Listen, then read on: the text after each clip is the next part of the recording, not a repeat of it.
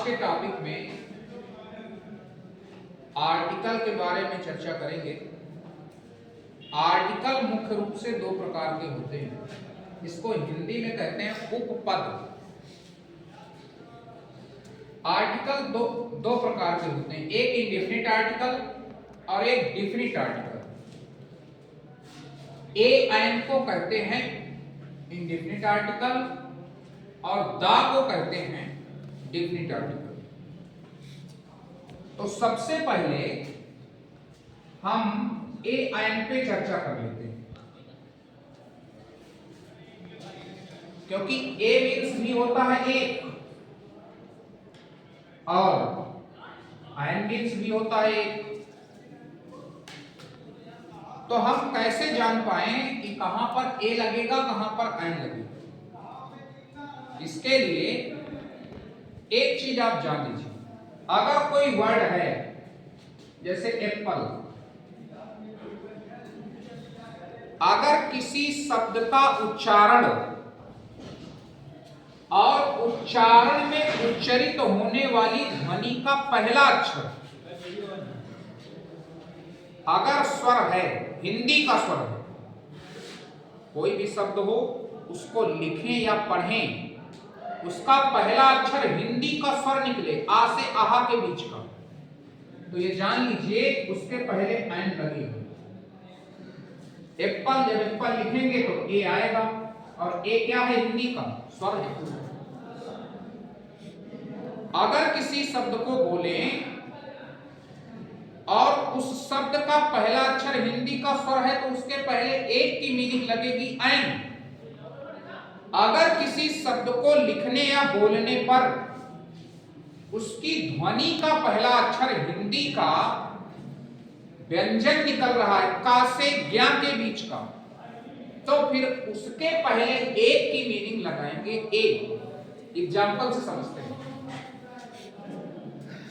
MLA is the representative of public, ये incorrect है, अशुद्ध है वाक्य। कैसे? एमएलए जब लिखेंगे तो लिखा एम है, लेकिन जब पढ़ेंगे इसको तो एम, ये जो ए आ रहा है ए, ये हिंदी का क्या है? स्वर है। इस वजह से ए यहां गलत है। ए की जगह पर क्या होना चाहिए? आयन। आयन कर देंगे, वाक्य शुद्ध हो जाएगा, करेक्ट हो जाएगा। दूसरा वाक्य,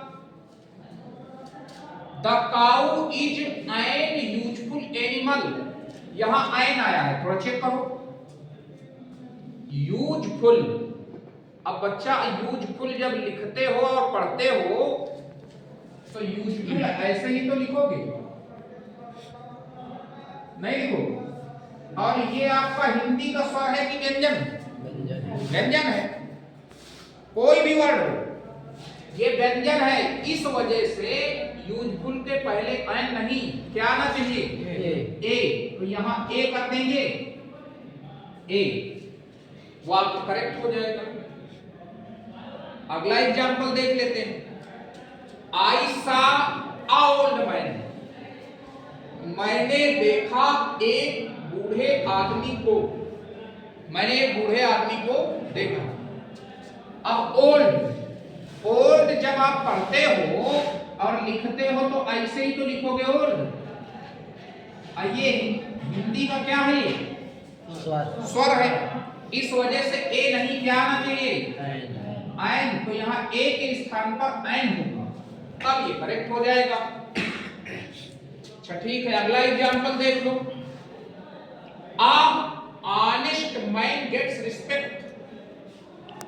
देखो, जैसे honest, honour, honorary, honourable, hour, ये जितने भी शब्द होते हैं तो यच से शुरू होते हैं। किससे?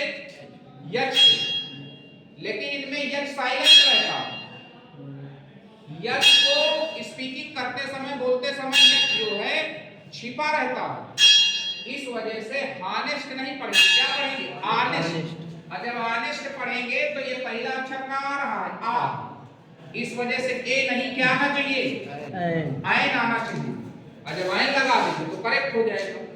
सबको समझ में आ गया ना? Yes sir. तो इस तरह से एन का यूज आपको याद रखना है। दा का प्रयोग अगले वीडियो में बताते हैं।